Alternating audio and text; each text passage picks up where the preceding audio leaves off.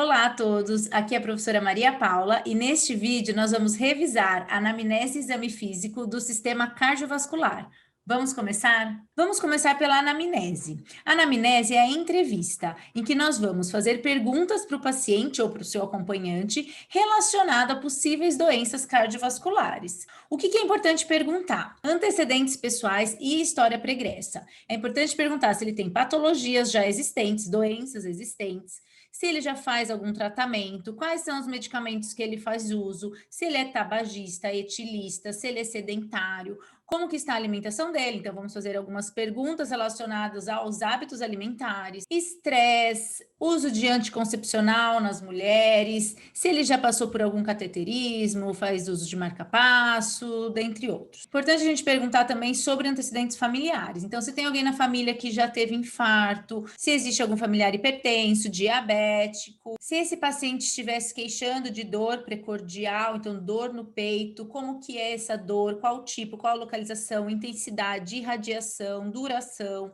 se ele sente alguma palpitação, como que é, quando que inicia, quando que cessa, se ele apresenta tosse, expectoração, dispneia, então desconforto respiratório, se ele teve alguma síncope ou lipotímia, que é o desmaio, se ele está com alteração no sono, se ele tem algum edema e sente o inchaço na perna, se ele apresentou astenia ou ele teve então uma queixa de perder ou diminuir a força física, e se ele relata alguma cianose, então extremidades arroxeadas ou os lábios arroxeados em algum momento. Aí então a gente vai para os passos propedêuticos, tá? Lembrando que a gente tem 4 passos propedêuticos: inspeção, palpação, percussão e ausculta. O que a gente não faz quando a gente está avaliando o sistema cardiovascular? Percussão. Então, a gente fica com os 3 passos propedêuticos: inspeção, palpação e ausculta. É importante a gente começar o exame físico avaliando a parte geral. Então, essa parte geral, ela vai incluir sinais vitais. Então, avalie pulso, frequência respiratória, frequência cardíaca, pressão arterial e dor.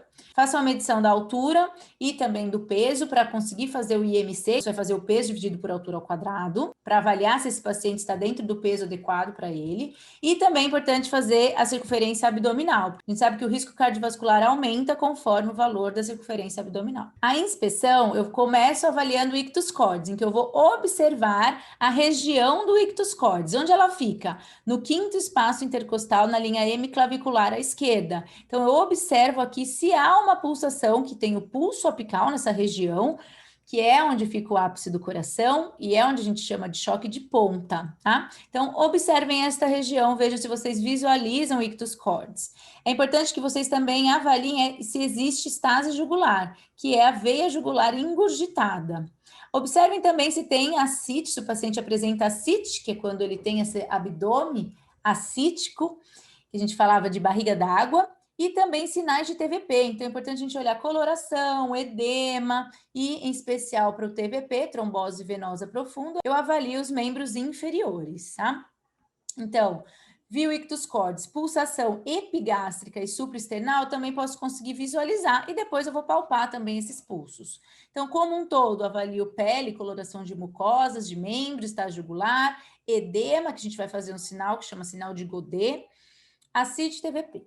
Então, na palpação, eu vou palpar o ictus cordis, que é por onde eu começo. Então, na mesma região onde eu posso ou não ter visualizado na inspeção o ictus cordis, agora eu vou palpar esta região para ver se eu sinto essa pulsação, que é do pulso apical. Eu também vou avaliar frêmitos. Então, frêmitos com a mão espalmada, eu coloco em cima do tórax do paciente e verifico se tem alguma vibração, que é sugestivo de sopro cardíaco. Outros pulsos, como a palpação epigástrica, que fica aqui na região do abdômen, e também a região supraesternal, que eu posso sentir esse pulso.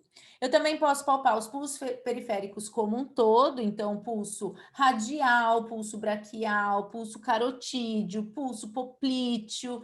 É importante que você palpe esses pulsos para verificar se eles estão cheios ou filiformes, que são aqueles pulsos mais fininhos, difíceis de sentir, ou também rítmico ou arrítmico. Bom, a gente também vai aproveitar este momento para fazer os sinais de TVP, por meio de 3 sinais principais. Para eu avaliar o edema, eu vou fazer o sinal de Godet, em que eu pressiono o local do edema numa proeminência óssea, eu vejo quanto que ele aprofunda. Sinal de Romain, em que eu faço uma dorsiflexão do pé e verifico se o paciente apresenta alguma dor ou desconforto. Sinal de bandeira, onde eu verifico a mobilidade da panturrilha, e se tiver uma alteração, vai existir uma menor mobilidade da panturrilha. Então, nós fecharíamos a palpação, tá? Vamos agora para a ausculta. Para a realização da ausculta, eu preciso do estetoscópio. E aí eu vou avaliar os focos cardíacos. Quais são?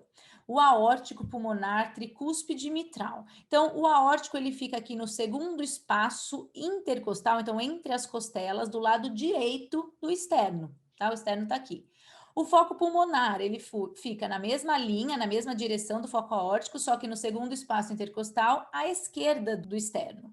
O foco tricúspide, ele fica no quarto espaço intercostal, à esquerda do externo, ou então a gente pode falar na base do apêndice xifoide, ligeiramente à esquerda. E o mitral, ele é mais lateralizado, então a gente fala que ele está na linha hemiclavicular, no meio da clavícula, só que ele desce mais um, então fica no quinto espaço intercostal, na linha hemiclavicular à esquerda, tá? Então a gente também precisa lembrar das válvulas que existem que fecham, e por isso a gente tem o som de tum e tá, pelo fechamento das válvulas. Então a gente tem a válvula aórtica, pulmonar, tricúspide e mitral. Nós chamamos de B1, ou primeira bulha, o fechamento das válvulas tricúspide e mitral, em que é mais audível o som do tum. E o B2, como segunda bulha, o fechamento da válvula aórtica e pulmonar, em que é mais audível o som de tá.